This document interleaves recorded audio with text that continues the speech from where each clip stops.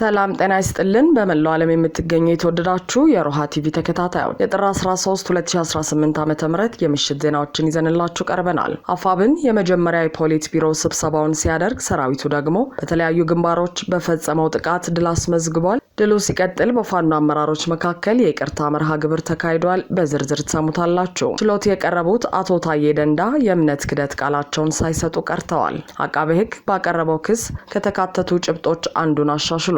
ዶናልድ ትራምፕ ግብጽን ውሃ እንዳታገኝ ያደረጋትን የህዳሴ ግድብ ጉዳይ እፈተዋለሁ ሲሉ ዝተዋል። ቀጠናው ሌላ ውጥረት አይሎበታል። የሶማሌ ህዝብ በብልጽግናው አገዛዝ እየደረሰበት ያለውን መከራ እንታገል ሲሉ ኦብነግን ጨምሮ 3 ፖለቲካዊ ንቅናቄዎች ጥሪ አቅርበዋል።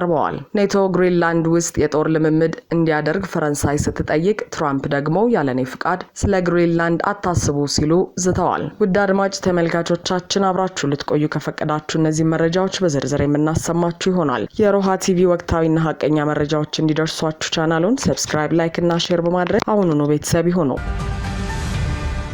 አፋብን የመጀመሪያ የፖሊት ቢሮ ስብሰባውን ሲያደርግ ሰራዊቱ ደግሞ በተለያዩ ግንባሮች በፈጸመው ጥቃት ድል አስመዝግቧል። የአማራ ፋኖ ብሔራዊ ንቅናቄ አንሻ ክፍለ ጦር ሰራዊት ከጋሸና ወደ ፍላቂት ሲንቀሳቀስ በነበረ ራሱን አድማ ብተና እያለ በሚጠራ ሰራዊት ላይ ከባድ የደፈጣ ጥቃት በመፈጸም ድል ማስመዝገቡን አስታውቋል። አፋብን ምስራቅ አማራ ቀጠና ሚኒሊክ እዝ የደጋው መብረቅ ኮር በአንሻ ክፍለ ጦር ቃኝ ሻለቃዎች በአገዛዙ የጠላት ሰራዊት ላይ በተጠና የደፈጣ ኦፕሬሽን በርካቶች ሙትና ቆስለኛ ተደርገዋል። የአማራን ህዝብ ክዶ በሆዱ እየተገዛ ባለው ራሱን አድማ ብተና እያለ በሚጠራው ያረጋ ከበደ ሰራዊት ላይ ዛሬ ጥር 13 2018 ዓ.ም በመቄት ወረዳ ወቄታ ላይ በተወሰደ እርምጃ 9 ሲደመሰሱ 7ቱ ከባድ ቁስለኛ ተደርገዋል። የአማራ ፋኖ ብሔራዊ ንቅናቄ የደጋው መብረቅ ኮር ህዝብ ግንኙነት ክፍል ባደረሰን መረጃ ከጧቱ 4 ሰዓት እስከ 6 ሰዓት በዘለቀ ውጊያ የአብይ ወንበር አስጠባቂ ሰራዊት አካል የሆነው አድማ ብተና ሞት ጓዱን ሳነሳ ወደ ፍላቂት ከተማ ፈርጥጧል ብሏል።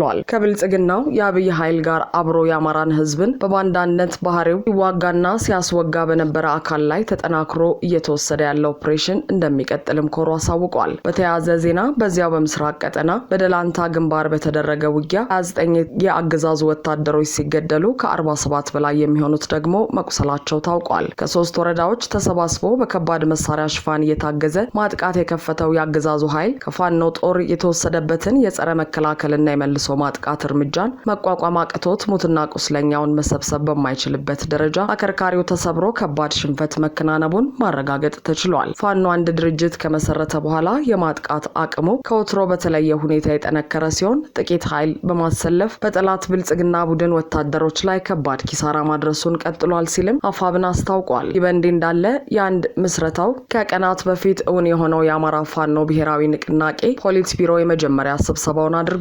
ጥር 9 2018 ዓ.ም በይፋ መመስረቱ የተገለጸው የአማራ ፋኖ ብሔራዊ ንቅናቄ ፖሊት ቢሮ ትናንት ጥር 12 2018 ዓ.ም በተለያዩ አጀንዳዎች ላይ ውይይት አድርጎ ውሳኔዎችን አሳልፏል። የድርጅቱ ስራ አመራር አባላት በተገኙበት በዚህ የውይይት መድረክ ላለፉት 30 ወራት በነበረው የትግል ሂደት በነበሩ የእርስ በርስ ሽኩቻዎችና ለመግባባቶች እንዲሁም የአደረጃጀት ልዩነቶች ምክንያት ለተፈጸሙ ጥፋቶች የእርስ በርስ የይቅርታ መርሃ ግብር በማከናወን ውይይቱ ተጀምሯል። በፍጹም መተማመንና ጓዳዊነት የተጀመረው ውይይትም የድርጅቱ ቀሪ አመራር መዋቅር ስለሚዋቀሩበት ሁኔታ የወለጋ ክፍለ ሀገር ፋኖ እዝ ወይም ቢዛም ያቀረበውን የአደረጃጀት ጥያቄ፣ የቀጠናና የእዝ ስያሜዎችን በተመለከተ የሰራዊትና የነባር እዞችን ውህደት እንዲሁም የወታደራዊና ፖለቲካዊ ፍኖተ ካርታ ዝግጅትን በተመለከተ ሰፊ ውይይት አድርጎ የስራ መመሪያዎችን ሰጥቷል።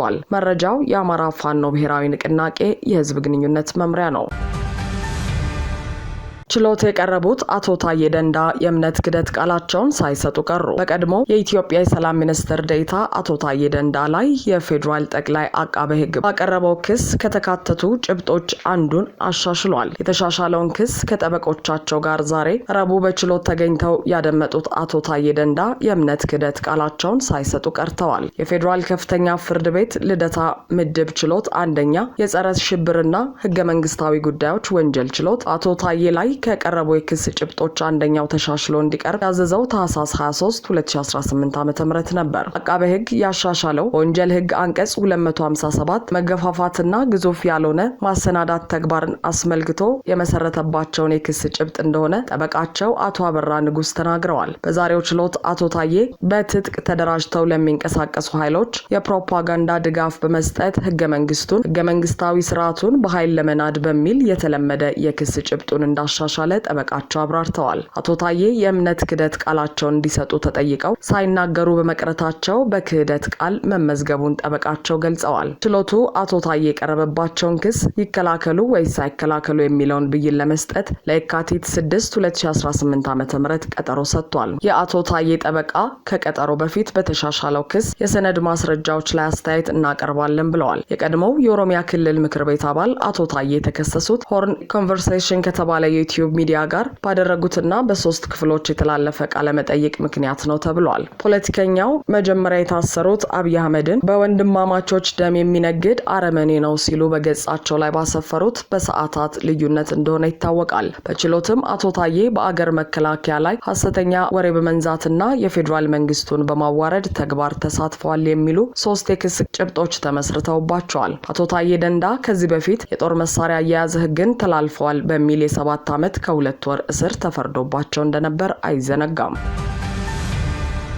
ዶናልድ ትራምፕ ግብጽን ውሃ እንዳታገኝ ያደረጋትን የህዳሴ ግድብ ጉዳይ እፈተዋለሁ ሲሉ ዛቱ። ከቀናት በፊት በአባይ ጉዳይ ኢትዮጵያና ግብጽን ለማደራደር ጥያቄ አቅርቤያለሁ ያሉት የአሜሪካው ፕሬዝዳንት ዶናልድ ትራምፕ ኢትዮጵያ የናይል ወንዝ ፍሰትን የሚያስቆም ግድብ ሰርታለች ሲሉ ተደምጠዋል። በዚህ ምክንያት ግብጽ ከናይል ወንዝ በቂ ውሃ እንደማታገኝ የተናገሩት ፕሬዝዳንቱ ይህንን ጉዳይ መፍታት ይኖርብኛል ሲሉ ተናግረዋል። ትራምፕ ይህንን የተናገሩት በድጋሚ ወደ ስልጣን የመጡበትን 1ኛ ዓመት በማስመልከት ትናንት ለጋዜጠኞች በሰጡት መግለጫ ላይ ነው። ባለፈው 1 ዓመት ውስጥ አስተዳደራቸው አሳክቷል ያላቸውን ጉዳዮች ዘለግ ያለ ጊዜ ወስደው ያብራሩት ፕሬዝዳንቱ በተደጋጋሚ የሚናገሩትን 8 ጦርነቶችን አስቆሚያለሁ የሚል መከራከሪያ በዚህ መግለጫ ላይ አንስተዋል። ትራምፕ እንዳስቆሙ ከገለጿቸው ጦርነቶች ውስጥ በእስራኤልና ኢራን፣ የፓኪስታንና ህንድ እንዲሁም አርሜኒያና አዘርባይጃን መካከል የተካሄዱ ግጭቶች የሚገኙ ሲሆን በኢትዮጵያና ግብጽ መካከል ሊነሳ ነበር ያሉትን ጦርነትም በዚህ ዝርዝር ውስጥ ተካቷል። እነዚህ ጦርነቶች ለመቋጨት የማይቻሉ በማለት የገለጹት ፕሬዝዳንቱ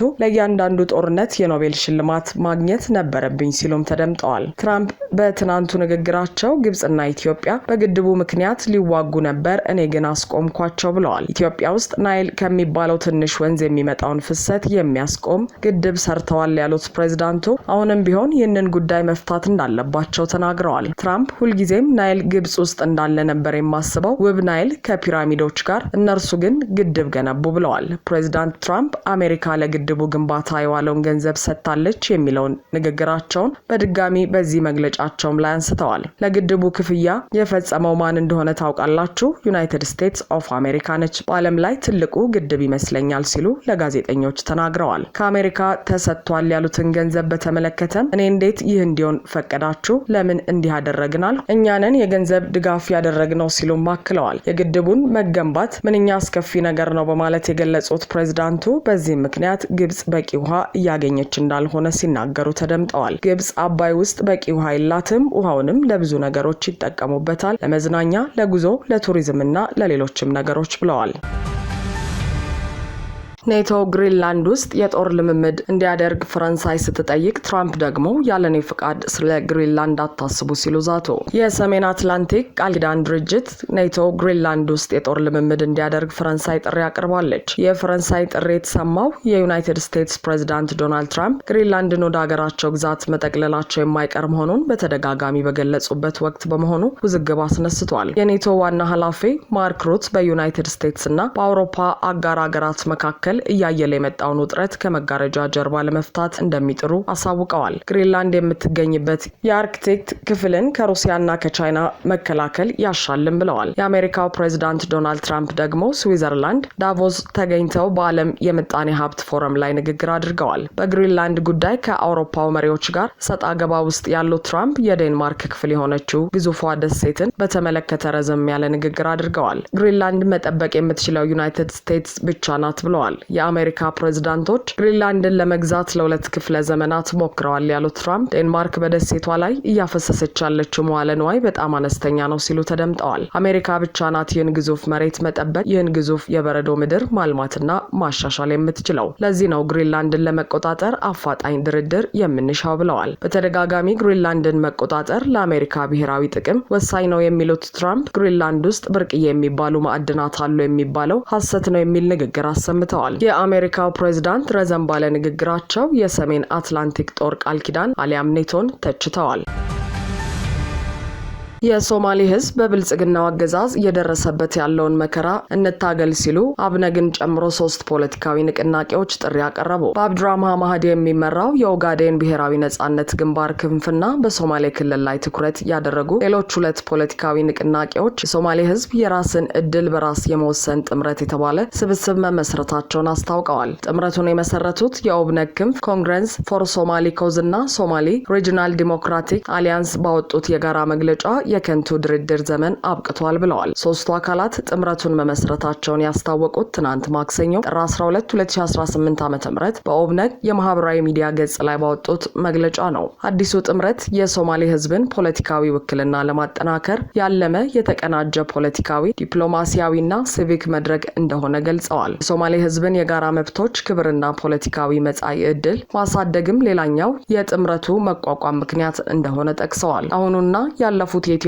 አገዛዞች በሶማሌ ህዝብ ላይ የተከሉት አገዛዝ ስርዓት በፖለቲካዊ ማግለል፣ በአህዳዊ አገዛዝ፣ በህዝብ ስብጥር ለውጥ፣ በመዋቅራዊ መድሎና በመሰረታዊ መብቶች ላይ በሚፈጸሙ ተከታታይ ጥሰቶች የታጀበ እንደነበር መግለጫቸው ላይ አስፍረዋል። የአብይ አህመድ መንግስት ወደ ስልጣን መምጣትን ተከትሎ ከኦብነግ ጋር የተፈረመው ስምምነትን ጨምሮ ለእርቅና ለፍትህ ሊሆኑ የሚችሉ መንገዶችን ሁሉ ሞክረን ጨርሰናል ብለዋል። መንግስት በውይይት ፈንታ አገዛዙ ጭቆናን አባብሷል፣ ብዝበዛን ተቋማዊ አድርጓል እና በህዝባችን ላይ የህልውና አደጋ የሚደቅኑ ፖሊሲዎችን ዘርግቷል በማለት ከሰዋል። እኛን ለማጥፋት የታለመ የተቀነባበረ ዘመቻ ተከፍቶብናል ያሉት 3ቱ የጥምረቱ አባላት ከአሁን በኋላ ጉዳዩን በዝምታ ማለፍ እንደማይችሉ አስታውቀዋል። ያ የትዕግስት ምዕራፍ አሁን ለዘለቄታው አብቅቷል ሲሉም አክለዋል። መንግስት የሰላም በሮችን ዘግቷል በማለት የከሰሰው የጥምረቱ መግለጫ የከንቱ ድርድር ዘመን አብቅቷል ሲልም የ3ቱን አካላት አቋም ይፋ አድርጓል። የሶማሌ ህዝብ መብታችንን መልሰን ለማግኘት ክብራችንን ለመመለስና መጻኢ ዕድላችንን ለማረጋገጥ ይደረጋል ላሉት ትግል እንዲነሳ ጥሪ አቅርበዋል። ጭቆናንና አገዛዝን ከሚቃወሙ ሁሉ ጋር በመርህ ላይ የተመሰረተ አጋርነት እንደሚመሰርቱ አስታውቀዋል። አድማጭ ተመልካቾቻችን የሰዓቱ የሮሃ ቲቪ ዜናዎች የተከታተላችኋቸውን ይመስሉ ነበር። አብራችሁን ስለነበራችሁ ከልብ እናመሰግናለን። ሰላም።